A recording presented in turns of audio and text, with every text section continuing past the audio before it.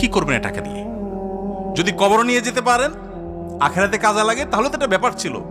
তা তো পারবেন না। আপনি বলবেন না পারলে কি হয়েছে, ছেলে মেয়ে খাবে, ছেলে মেয়ে ভোগ করবে নিশ্চিত। বহু মানুষ সম্পদ রেখে চলে গেছে, তার ছেলেমেয়েরা ভোগ করতে পারে নাই, হাতে বুতে অন্য মানুষ খেয়ে ফেলছে, আছে না নাই? সবচেয়ে বড় হতভাগাকে জানেন? আল্লাহর জমিনে সবচেয়ে বড় দুর্ভাগা, সবচেয়ে বড় বেয়াকুব এবং নির্বোধ মানুষ হলো সে, যে যাদের জন্য চুরি করবে তারাও সে দায় নিবে না। কিয়ামতের দিন ছেলে আয়সা বলবে না, আব্বা চুরিদারি ডাকাতি 2 নম্বরই যা করছেন, ঘুষ সুদ যা খাইছেন আমাদের জন্যই তো খাইছেন, আল্লাহ আমার আব্বারা জাহান্নামে দিয়ে না, আমাদের নিয়ে যান। বলবে না ভাই, কোরআন বলেছে ইয়াউমা ইয়াফিরুল মারউ মিন আখিহি ওয়া উম্মিহি ওয়া আবিহি ওয়া সাহিবাতিহি ওয়া বানি।